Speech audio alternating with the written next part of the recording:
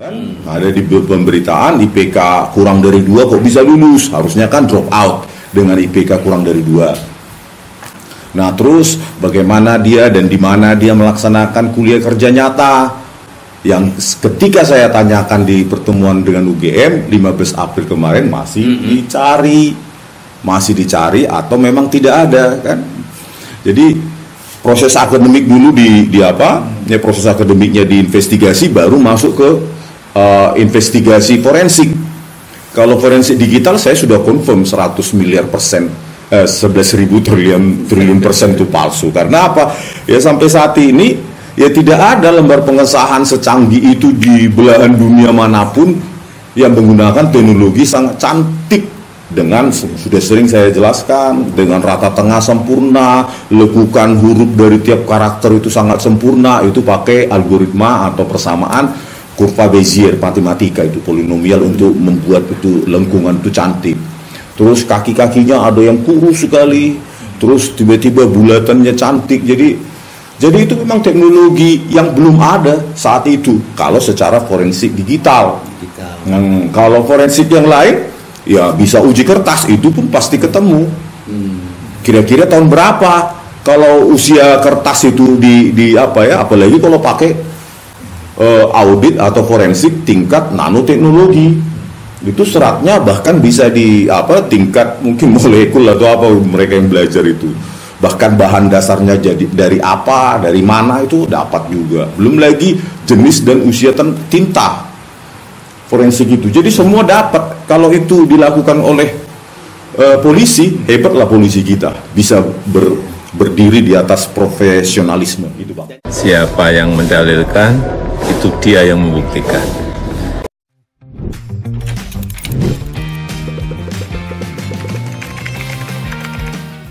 Assalamualaikum warahmatullahi wabarakatuh. Salam sejahtera buat kita semua. Pemirsa, jumpa lagi kita di dalam panggung belakang KBA News TV, show yang membahas pikiran-pikiran ataupun analisa di balik peristiwa yang terjadi. Kali ini kita membahas tentang isu yang paling hot pada saat ini di Indonesia, yaitu mengenai ijazah palsu Pak Jokowi. Dan hari ini kita sudah bersama tamu yang saat ini paling kompeten untuk bicara soal yang lagi hangat ini. Kemarin beliau bersama dengan pakar-pakar yang lain seperti Dr. Roy Suryo, kemudian juga Mbak Tifa, Dr. Tifa, dan juga Rizal Fadila, dan kemudian bersama juga dengan advokat Hozinuddin. Ya, beliau adalah Rismon Dr. Engineering Rismon Hasiolan Sianipar. Selamat datang di KBA News, Bang Rismon. Terima kasih, Bang. Ya, jadi kita di sini tiga-tiganya doktor ini. Ya, tapi asli ya. Asli ya. Itu dia. Siapa yang mendalilkan, itu dia yang membuktikan. Dan Bang Rismon, kemarin itu saya menghadiri pertemuan yang Bang Rismon tampil ya bersama yang lain-lain, itu tentang tuntut audit forensik ijazah Joko Widodo. Ya. Jadi tuntut audit forensik. Bisa dijelaskan, Bang, tentang tuntutan audit forensik ini tadi terkait dengan isu yang paling hot pada hari ini di Indonesia. Audit forensik yang menjadi tema ya kemarin itu ya, Bang ya. Ya. Jadi audit forensik di situ bukan hanya forensik digital kan, ada forensik analog juga.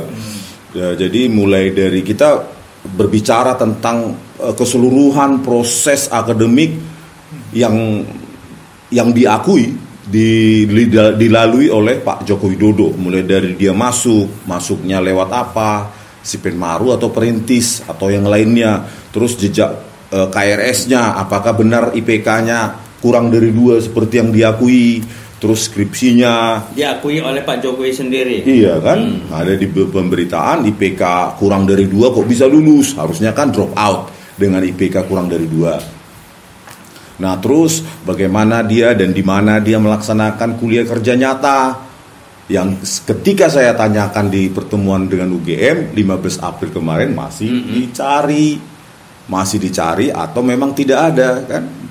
Jadi proses akademik dulu proses akademiknya diinvestigasi, baru masuk ke investigasi forensik. Kalau forensik digital saya sudah confirm 100 miliar persen, 11.000 triliun persen itu palsu. Karena apa? Ya sampai saat ini ya tidak ada lembar pengesahan secanggih itu di belahan dunia manapun yang menggunakan teknologi sangat cantik, dengan sudah sering saya jelaskan, dengan rata tengah sempurna, lekukan huruf dari tiap karakter itu sangat sempurna, itu pakai algoritma atau persamaan kurva Bezier matematika, itu polinomial untuk membuat itu lengkungan itu cantik. Terus kaki-kakinya ada yang kurus sekali, terus tiba-tiba bulatannya cantik. Jadi itu memang teknologi yang belum ada saat itu kalau secara forensik digital. Kalau forensik yang lain ya bisa uji kertas, itu pun pasti ketemu. Kira-kira tahun berapa kalau usia kertas itu apalagi kalau pakai audit atau forensik tingkat nanoteknologi, itu seratnya bahkan bisa di tingkat mungkin molekul atau apa mereka yang belajar itu. Bahkan bahan dasarnya jadi dari apa, dari mana itu dapat juga. Belum lagi jenis dan usia tinta forensik itu. Jadi semua dapat. Kalau itu dilakukan oleh polisi, hebatlah polisi kita, bisa berdiri di atas profesionalisme itu, Bang. Dan itu yang belum terjadi sampai detik ini.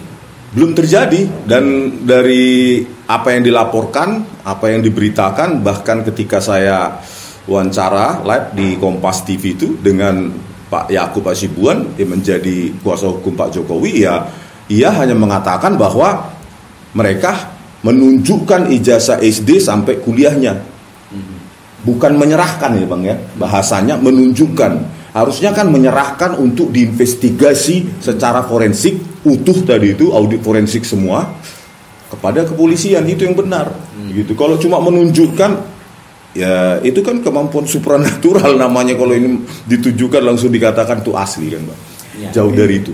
Bang Rismon, kira-kira kita punya nggak ahlinya untuk melakukan audit yang Bang Rismon tadi katakan? Saya yakin ada Pak, itu kan sudah teknologi lama Pak ya, di UGM, di UI, ya, Unair, saya kira banyak.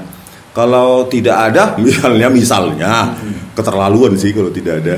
Kalau misalnya tidak ada kan negara tetangga kita ada di Singapura, terdekat itu. Dan tesnya cuma makan 1 hari sampai 1 minggu kok. Dan sampai hari ini pihaknya Pak Joko Widodo juga belum ada menghadirkan analis forensik yang seperti Bang Rismon gitu ya, sehingga tidak punya lawan tanding yang pas di situ. Iya. Nah. Ada kemarin seharusnya ada lawan tanding waktu di iNews ya, beberapa malam yang lalu, ternyata mengundurkan diri itu Bang. Makanya saya sudah semangat, tiba-tiba flyernya diubah. Loh, Pak Abimanyu kok nggak ada, mengundurkan diri Bang. Jadi pemirsa, makin bertambah keraguan kita gitu ya. Abimanyu yang kita kenal juga untuk bisa menghadirkan pikirannya begitu ya, yang setidaknya kita harapkan kalau nggak menetralisir ya membantah analisis forensik dari Dr. Rismon. Pemirsa, kita mesti mengingatkan kembali ya bahwa Dr. Engineering Rismon ini, Rismon Hasiolan Sianipar ini, beliau ini bukan politisi, bukan aktivis. Ya, beliau ini adalah ilmuwan. Dan ketika ada orang mengarah-arahkannya kepada politik dan apa segala macam, dan kemudian analisis beliau ditimpali dengan laporan polisi, itu sebenarnya sudah jauh dari pikirannya Bang Rismon. Ya, ini sebetulnya masalah ringan ya, urusan tuduhan ijazah palsu, tetapi memang perlu dibawa ke ranah hukum agar semuanya jelas dan gamblang. Siapa yang mendalilkan, itu dia yang membuktikan. Dan Dr. Rismond Hasiholan Sianipar ini adalah putra asli dari Siantar, ya, dari SD sampai SMP, SMA 3 Siantar gitu ya, dan kemudian melanjutkan kuliahnya di UGM, dan kemudian tingkat pasca sarjananya diselesaikan sampai doktor itu di Universitas di Yamaguchi, Jepang. Mas pasca sarjana UGM juga pernah. UGM juga pernah ya. Jadi selain S2-nya, juga doktornya dari Jepang iya, ya. Bang. Nah, jadi kita harus luruskan ini. Jadi beliau ini tidak ada urusan dengan aliran politiknya Pak Jokowi.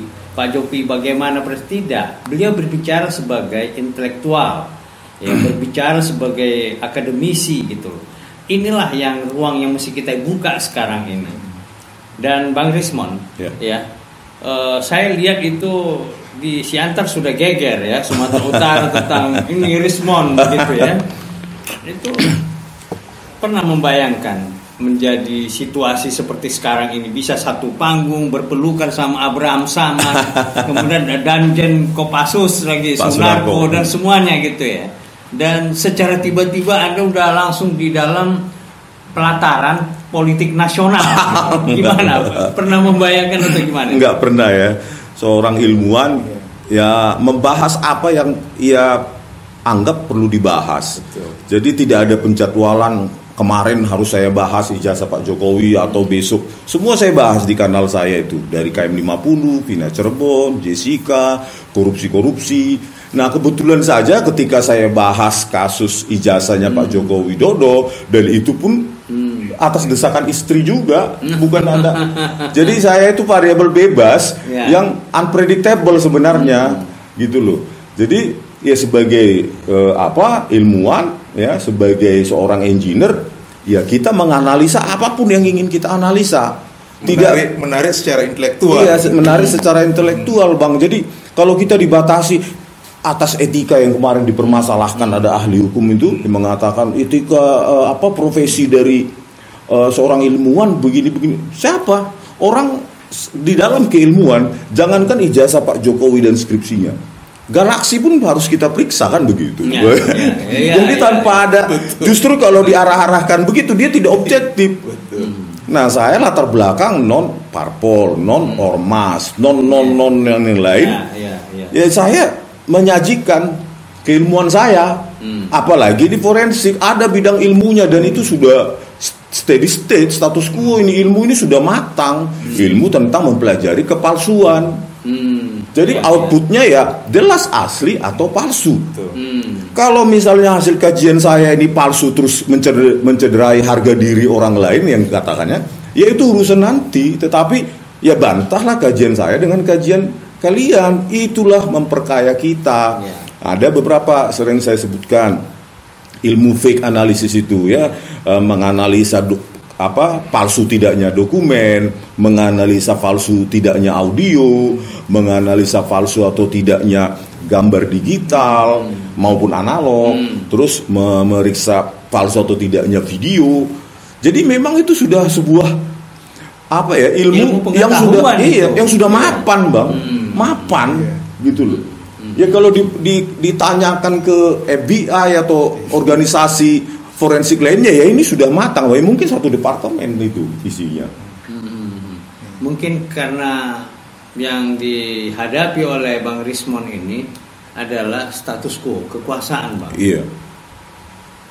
Abang siap menghadapi kekuasaan status quo yang seperti itu gitu ya?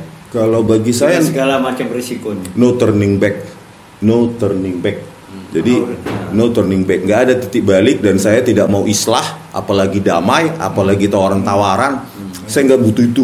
Saya bisa bekerja dengan keahlian saya bisa hidup. Walaupun nggak mewah, tapi saya bisa hidup dengan keahlian saya. Jadi no turning back, tidak ada islah, tidak ada damai. Lanjutkan Pak Jokowi laporannya, jangan mundur, jangan ditarik lagi. Bapak akan dipanggil sebagai saksi. Kita akan bertempur secara ilmiah di pengadilan. Itu yang akan mencerdaskan bangsa kita. Kalau saya siap di penjara, maka Pak Jokowi juga harus siap di penjara, kan begitu? Kan sesama warga negara kan, Bang? Sesama warga negara. Jadi pemirsa, Bang Rismond ini sudah dalam posisinya point of no return. Udah nggak bisa balik lagi nih, gitulah kira-kira. Bang Rismond, coba dikompilasi sedikit dalam kalimat yang pendek-pendek, titik krusial di dalam isu dugaan ijazah palsu Jokowi ini. Titik krusialnya itu yang abang temukan, yang selama abang bicarakan itu apa aja, Bang? Yaitu, Bang, ya, bahwa teknologi itu punya catatan-catatan, Bang. Kapan dia lahir, kapan dia berkembangnya apa saja, itu catatannya ada, jelas. Kalau kita membuat software, tentu kita dokumentasikan itu. Catatan-catatan kapan lahirnya, rilisnya, terus berkembangnya apa, pada saat berkembang itu apa fitur yang ditambahkan, itu catatannya ada. Nah, di lembar pengesahan skripsi Pak Joko Widodo, inilah titik masuknya dan tidak bakal bisa dibantah oleh siapapun yang sampai sekarang juga. Ya, memang tidak ada bantahan dari pihak Pak Jokowi.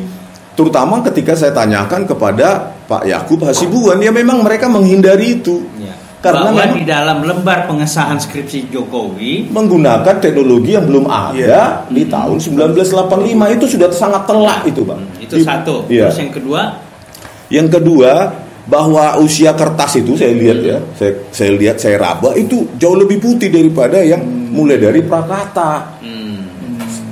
Kalau saya bandingkan tahun 88 saja ya, ada skripsi di Universitas Islam Indonesia itu sudah seperti rayak gitu loh, Bang, sudah membau juga dan warnanya juga tidak putih. Jadi sebenarnya dengan melihat isi, membandingkan lembar pengesahan dengan batang tubuhnya mulai dari Prakarta, itu udah jauh sekali beda usia. Terus yang ketiga, lembar pengesahan itu ada apa? Dosen pembimbing gimana? Nah, di lembar pengesahan juga bermasalah. Jadi tidak ada tanggal kapan disidangkan, kapan dipertahankan di Dewan Penguji, kapan ditandatangani dekan juga nggak ada. Terus tidak ada lembar pengesahan Dewan Penguji, tanda tangannya di situ. Dan kita tanyakan kepada Ibu dan Wakil Rektor, Bapak Wakil Rektor, dalam pertemuan 15 April, mereka nggak bisa jawab, Bang. Jadi makanya kalau itu dirilis video itu dirilis utuh oleh UGM, ya itu semakin mempermalukan UGM itu sendiri. Belum lagi kita dapatkan lagi ya fakta-fakta bahwa ada satu tanda tangan dosen namanya Hasanu Simon, tanda tangannya berbeda. Ya, di skripsi 1 atas nama Saminuddin Barurito yang ditunjukkan kepada kami pada tanggal 15 April. Terus ada juga deskripsi atas nama Suharman, namanya sama pembimbingnya ini, Simon Hasanu Simon begitu ya, tanda tangannya jauh berbeda. Makanya saya bilang ini sudah pemalsuan dokumen UGM ini. Udahlah, menyerah saja, jangan demi satu orang yang bernama Joko Widodo itu UGM diperjualbelikan seperti ayam di pasar sana ya. Itu kan UGM terlalu besar. Keringat dari para pendiri UGM dan dosen-dosen yang saya lihat keringatnya hidup sederhana demi integritas akademik, itu kan jadi hilang semua, hancur semua, Bang. Desakan saya kepada UGM itu, sayangilah UGM ya? itu. Udah tiga, ada lagi nggak yang keempat? Ya, sebetulnya yang kita kepingin dengar yang 34 bukti yang dijanjikan di UGM itu, Bang Rismond, gimana waktu di tanggal 15 itu? Nggak ditunjukkan? Nggak ditunjukkan satu berkas pun. Dan mereka mengatakan, ya kami tidak berkewajiban untuk menunjukkan kepada kalian. Kalian memang siapa? Di sini kan kita hanya silaturahmi. Jadi kalian tidak berhak untuk meminta kami menunjukkannya. Sampai jumpa di pengadilan begitu. Bayangkan itu lembaga akademik kok bisa setertutup itu. Iya.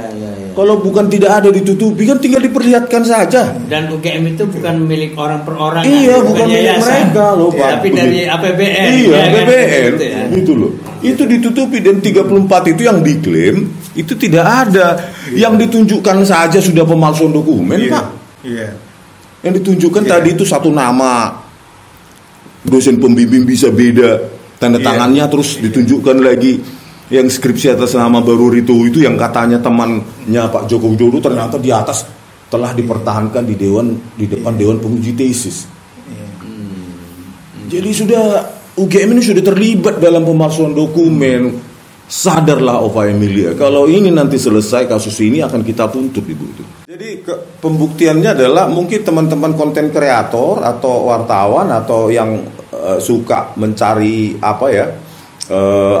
kebenaran, silakan aja sekarang datang ke perpustakaan Fakultas Kehutanan UGM, pasti nggak ada di situ.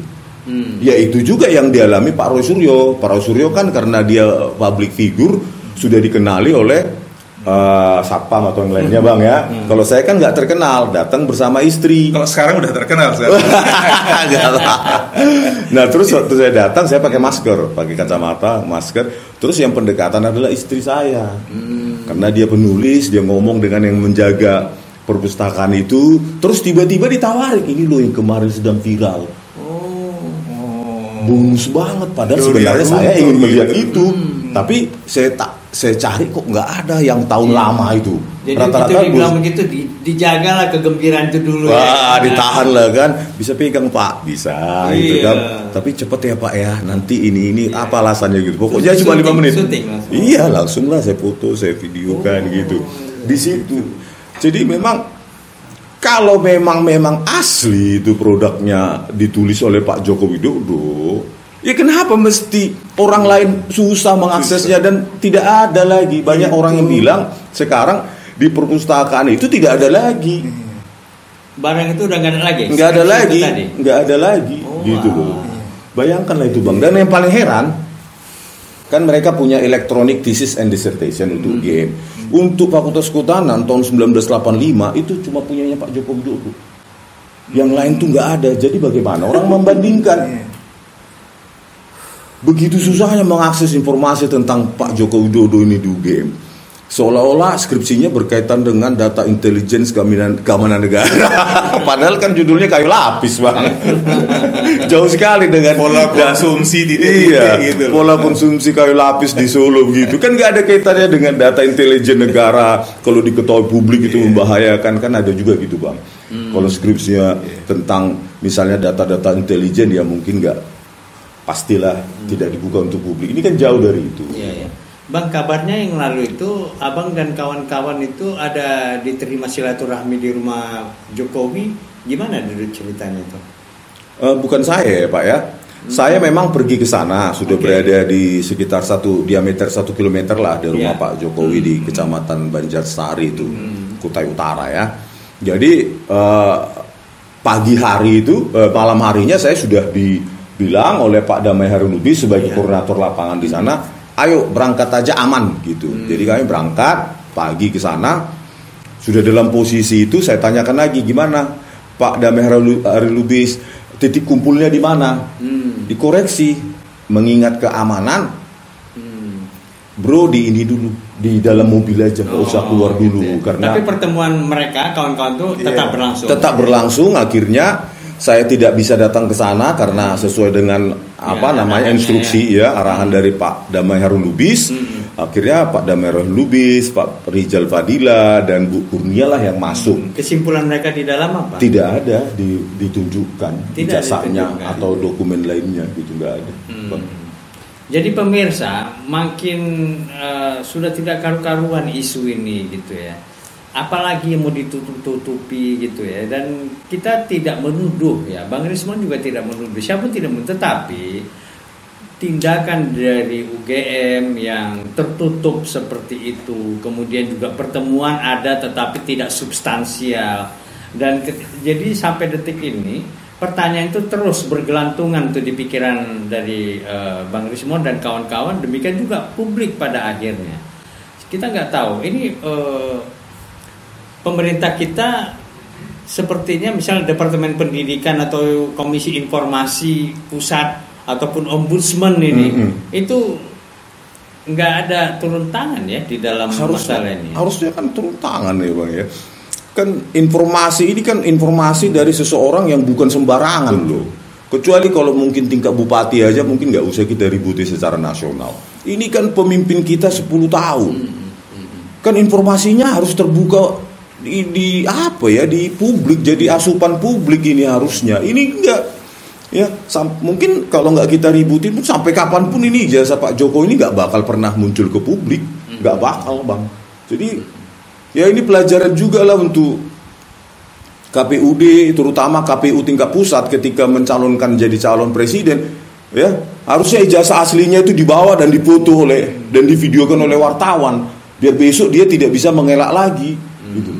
Ini pelajaran supaya lebih seksama meneliti latar belakang, terutama latar belakang pendidikan calon presiden ke depan. Mungkin karena udah terlalu cinta orang-orang kali. Mungkin enggak. Cinta buta. Terus ada gini Bang ya, bahwa Pak Jokowi sudah melamar di KPU untuk wali kota. Kemudian naik lagi untuk level gubernur. Kemudian naik lagi level untuk presiden. Seorang Rismon dan kawan-kawan, kenapa baru mempersoalkan ini? Itu kata mereka itu satu. Dan yang kedua, ini mau ngapain kata mereka? Apa tanggapan dari Dr. Rismon? Tanggapan saya, ilmuwan itu nggak bisa ya pengakuan KPU sudah terverifikasi. Itu bukan jawaban akademik itu Bang. Kita kan bertajah langsung menguji materi yang ada di depan kita. Kalau saya sebagai ilmuwan, saya mengatakan itu asli hanya karena KPU, itu bukan ilmuwan itu Bang. Mungkin apa ya? Buzzer itu Bang. Dan KPUD maupun KPUD terutama itu kan seringkali verifikasi mereka gagal tuh. Ya kan Bang? Banyak kasus sudah jadi bupati 2 periode juga ternyata palsu. Jadi rujukan terhadap verifikasi KPU atau KPUD tidak relevan untuk ilmuwan. Sangat tidak relevan gitu Bang. Terus yang kedua, kenapa harus sekarang? Ya kembali lagi memang nggak ada. Ini variabel bebas memang. Saya tidak ada timetable itu harus sekarang atau besok, tahun depan, tahun lalu nggak ada. Jadi nggak ada timetable sama sekali Bang. Sudah saya siapkan untuk di pengadilan ya Pak Joko Widodo. Itu saya sudah menciptakan tool program ya untuk memeriksa bahwa di lembar pengesahan skripsi Anda itu menggunakan algoritma yang penyesuaian string adjustment itu Bang, sehingga dia rata tengah sempurna. Terus saya sudah kembangkan AI untuk font identification. Nanti kita akan itu demokan itu di pengadilan bahwa AI itu bisa mengidentifikasi bahwa di lembar pengesahan skripsi Pak Joko Widodo itu menggunakan font Times New Roman yang tidak ada di zaman itu. Silahkan bagi pemirsa yang nggak percaya, bantah saya, mungkin kalian tidak punya kemampuan akademik atau kemampuan meneliti tentang itu, tetapi bantah saya coba dengan memberikan materi bahwa ini loh Bang, tahun 1985 sudah ada lembar pengesahan secantik lembar pengesahan Pak Joko Widodo. Silahkan itu dibantah dengan itu. Cari lembar pengesahan skripsi di seluruh dunia ini yang secantik punya Pak Joko Widodo kalau ada. Dan ini walaupun kami dibungkam dengan cara apapun, ini sudah menjadi public knowledge, pengetahuan umum di publik, tidak bisa ditarik lagi. Sudah kadung publik itu mengetahui apa ini rekayasa akademik semacam ini. Jadi ya nggak bakal bisa dibungkam ini. Salah satu dua cara sebenarnya. Bu Ova Emilia minta maaf, ya, secara UGM luruskan kembali. Yang kedua Pak Jokowi minta maaf, walaupun saya pesimis Pak Jokowi melakukannya. Baik, ya bagaimanapun Bang Rismon ya kita tunggu, dan pesan dari kami yang Bang Rismon dan keluarga ya tetap baik-baik saja. Dan publik juga mengharapkan kebenaran dari atas isu ini semuanya gitu.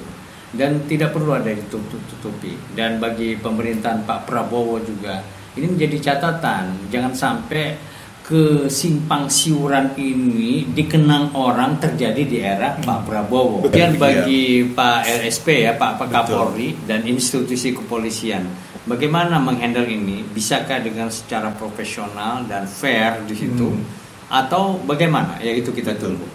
Pemirsa, kita sudah melakukan bincang-bincang secara serius ya. Persoalan kebenaran itu bukan persoalan main-main gitu. Dengan Bang Rismon yang namanya beliau ini udah seperti artis saja, selebritis ya. Kebenaran itu tidak ada kadaluarsanya ya Bang ya? Kebenaran tidak ada kadaluarsanya. Terus diuji karena beliau adalah ilmuwan intelektual. Baik Bang Rismon, terima kasih. Luar biasa. Selamat dalam perjuangan menegakkan kebenaran. Baik pemirsa, sampai jumpa.